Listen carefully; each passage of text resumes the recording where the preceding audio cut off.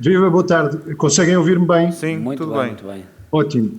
Quero agradecer-vos muito o convite, saudar todos os presentes, saudar o movimento que organiza esta iniciativa tão oportuna, e lamentar desde já o não poder estar desde o início, que não estive, e não poder estar até ao final. Em todo o caso, não quis deixar de corresponder, mesmo tendo alertado para estas dificuldades, resultado de uma agenda que, como compreendem por estes dias, é muito exigente, mas não quis deixar de corresponder ao convite que me dirigem e que versa sobre um tema que eu tenho procurado, que ocupa um lugar central na campanha que tenho vindo a fazer, que é o da valorização do interior, mais como realidade do que como chavão, e aproveitando aqui o mote que vocês dão e muito bem para esta discussão, eu acho que temos, antes de mais, quero dizer-vos que vou procurar abordar o tema situando-me a partir da posição que eu acho que deve ser, da atenção, da sensibilidade e da intervenção que deve ter um Presidente da República em torno destas questões. Eu ainda consegui ouvir um pouco da intervenção do orador que me antecedeu, o Sr. Presidente da Câmara Municipal da Régua, que aproveito por saudar. Há muitas coisas que eu estou de acordo com ele, não é só a Casa do Douro, outras coisas que foram referidas. Eu não poderei referir a todas elas por falta de tempo, mas vou-me situar sobretudo no que eu acho que deve ser a atenção e a sensibilidade do Presidente da República e a intervenção também, no quadro dos seus poderes, sabendo que ele não é governo, mas que ainda assim tem um conjunto de poderes cujo exercício não pode esquecer a realidade do interior. Nós temos um país, como país, temos uma história longa de caracterização dos problemas do interior e do mundo rural, podia dizer. E temos uma história também já relativamente longa de programas para correção de assimetrias regionais. Apesar disso, podemos dizer que está por cumprir ainda aquilo que a Constituição da República define como uma incumbência prioritária do Estado. É assim que ela a define, incumbência prioritária do Estado, a saber, promover a coesão económica e social de todo o território nacional, orientar o desenvolvimento no sentido de um crescimento equilibrado de todos os setores e regiões e eliminar progressivamente as diferenças económicas e sociais entre a cidade e o campo, entre o litoral e o interior. São estas as palavras da Constituição. Podemos dizer, olhando para isto, que também aqui há um Portugal ainda por cumprir. Ora, como digo, a atenção, a sensibilidade, a intervenção do Presidente da República não se podem desviar em nenhum momento desta realidade. Não nos podemos ficar pelos chavões, que são repetidos de cada vez que o país é confrontado com as consequências dos desequilíbrios territoriais. Foi o caso dos incêndios de 2017. Importa prevenir a tragédia e não somente aparecer depois da tragédia voltando com conhecidos e estafados chavões. Quando falamos do interior, estamos a falar de qualquer coisa como 70% do território nacional, onde estarão cerca de 2 milhões de pessoas. Num país que tem pouco mais de 200 quilómetros de largura entre a costa oeste atlântica e a fronteira com Espanha a leste, basta percorrermos alguns, não muitos quilómetros, para identificarmos inúmeras desigualdades, inúmeras assimetrias no território e para vermos largas porções do território autenticamente votadas ao abandono. De resto, os indicadores demográficos falam por si. Mesmo ainda sem os resultados dos censos, que vão ser muito importantes do ano que vem, vamos ver se os conseguimos fazer em condições, serão muito importantes, mas mesmo sem esses resultados, os anuários estatísticos do INE, mesmo os recentemente publicados em dezembro de 2020, podemos verificar que as regiões predominantemente rurais apresentam sucessivamente taxas de crescimento negativas. E destas, destaca-se a região das terras de Trás-os-Montes, onde se verificou a maior perda. Se nada for feito, há aldeias que desaparecerão, já todos o sabemos, estamos sempre a repeti-los, há territórios que terão pouco mais do que a sua paisagem, certamente bonita para quem a visita, mas que não fixa a população, porque não há emprego, não há serviços públicos, não há aproveitamento de recursos e de potencialidades. E estamos, por isso, perante uma realidade incontornável. De facto, como diz o mote da vossa iniciativa e muito bem, mais do que chavões carregados de lamentos e de inquietações, precisamos de medidas concretas para uma efetiva ocupação do território que garanta condições de fixação da população e, em especial, dos mais jovens. Perante a dimensão deste problema, volto a insistir, o Presidente da República não pode deixar de intervir. Tenho repetidamente afirmado, nas páginas da Constituição encontramos princípios, encontramos caminhos que, estando por cumprir, comportam em si muitas das soluções para este problema. Eu já aqui referi uma das disposições da Constituição, poderia referir-me àquilo que ela atribui de tarefa fundamental ao Estado, por exemplo, logo no seu artigo 9º, quando diz que é uma tarefa fundamental do Estado a promoção do desenvolvimento harmonioso de todo o território nacional.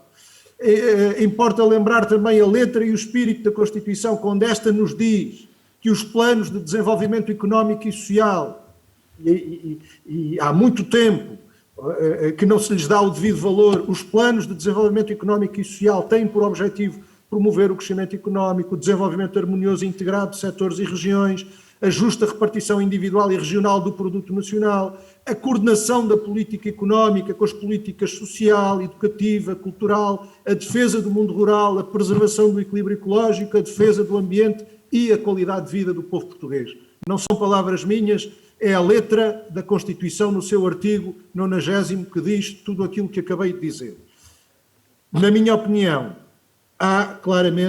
tem havido uma falta de compromisso por parte do Presidente da República com estes princípios e com estes caminhos. Aquele que jura defender, cumprir e fazer cumprir a Constituição no ato da sua tomada de posse, tem de também aqui levar mais a sério este juramento, ser mais coerente e mais consequente na sua intervenção com este juramento. Um comentário que queria fazer acerca dos planos que já referi, dos sucessivos planos que vamos tendo para o interior, que é o pressuposto de que os problemas e os supostos fatores de subdesenvolvimento destes territórios estão nos próprios territórios. Ora, se partimos de um pressuposto errado, dificilmente podemos chegar a soluções corretas, e creio que é isso que infelizmente se tem verificado. As dificuldades e os problemas sentidos pelas gentes do interior têm causas e têm consequências visíveis e sentidas. E essas causas não radicam nos próprios territórios, radicam num afastamento face ao que é um projeto de desenvolvimento que a Constituição da República acolheu, mas que não tem vindo a ser cumprido.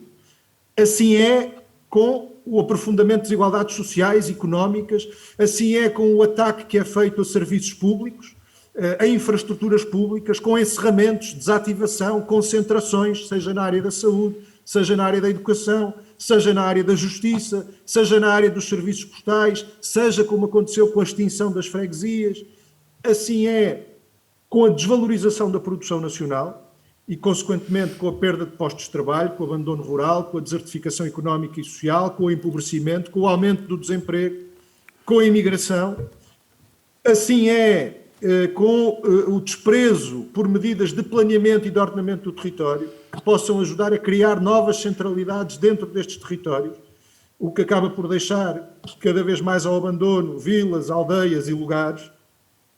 Assim é também, na minha opinião, com aquilo a que se chamou descentralização, apadrinhada pelo atual Presidente da República, mas que não é, na verdade, mais do que um passar de encargos para municípios, muitas vezes sem os meios correspondentes e colocando em causa a universalidade de certas funções sociais do Estado, em áreas fundamentais que a Constituição dispõe. Assim é também, a meu ver, com o continuado adiamento da regionalização, assim é com o acréscimo de dificuldades de mobilidade das populações, de atividades económicas, com o abandono da ferrovia, com a liquidação de horários e de carreiras rodoviárias, com as portagens nas autoestradas do interior, sem alternativas viáveis. Ora, para abreviar, eu creio que apesar deste quadro que aqui traço, e que certamente outras intervenções antes e depois da minha traçaram e traçarão também, apesar deste quadro, quero dizer-vos que considero que é possível inverter estes desequilíbrios e desigualdades. Acho que é possível inverter as injustiças que percorrem o nosso território. Acho que é possível responder a problemas do interior e do mundo rural, desde logo invertendo de uma forma sustentada o que tem sido a desvalorização e até a destruição da base produtiva do país. sobretudo nas regiões do interior. É necessária uma mais firme defesa da produção regional e nacional, o que tem que ser articulado com um reforço do aparelho produtivo nacional, com um aproveitamento de todas as potencialidades existentes no território, o que não pode deixar de ser considerado no quadro do funcionamento do mercado único e das regras que o mercado único da União Europeia hoje nos impõe. Sabemos como muitos países foram, ao longo dos anos, negociando exceções, derrogações ao funcionamento desse mercado único para defender setores e produções que consideravam estratégicas. Ora, em vários momentos faltou e falta-nos esse sentido mais firme de defesa do interesse nacional que nos permita proteger determinados setores que podem, em determinadas fases, carecer dessa proteção face a uma concorrência avassaladora entre partes desiguais. Sabemos o papel que tem a produção agrícola, a produção pecuária, a produção florestal em muitos destes territórios. Nós precisamos de associar à valorização desta produção um programa de substituição de importações por produção nacional, e é aqui que eu acho que é necessária uma intervenção também ao nível da União Europeia, reclamando as necessárias exceções e derrogações, se preciso for. Insisto, outros países fizeram-no no passado, ao longo da história. Acho que precisamos de uma política agrícola e florestal que privilegie as pequenas e médias explorações e, em particular, as explorações familiares. De resto, é isso que preconiza a Constituição, no capítulo que dedica à política agrícola, essa discriminação da agricultura familiar, das pequenas e médias explorações. Precisamos de um cumprimento efetivo daquilo que constitui um avanço, mas que em grande medida ainda está no papel por concretizar, que é o Estatuto da Agricultura Familiar. Precisamos certamente de reforço, de incentivos às raças autóctones, às produções que garantam uma ocupação do território. Os incentivos da PAC já demonstraram ser insuficientes para estes objetivos. Precisamos de salvaguardar solos agrícolas, biodiversidade, recursos naturais. É necessário pensar, considerar seriamente uma reindustrialização, com valorização da produção, da transformação industrial da matéria-prima regional, nomeadamente das indústrias alimentar e extrativa, dinamizando redes de distribuição comercial, grossista e retalhista, que diversifiquem os fluxos regionais. Há um papel incontornável do investimento privado, mas tem de haver um papel dinamizador, orientador, enquadrador do investimento privado por parte do Estado e por parte do investimento público. Temos de assegurar serviços públicos de qualidade e de proximidade. Sem isso não se fixam populações. Serviços públicos de saúde, de educação, com uma grande importância para os respectivos polos de ensino superior, seja universitário, seja politécnico. João Ferreira, temos que terminar. Vou concluir. E para as unidades de investigação e desenvolvimento tecnológico. Uma palavra para a importância do poder local democrático, em especial,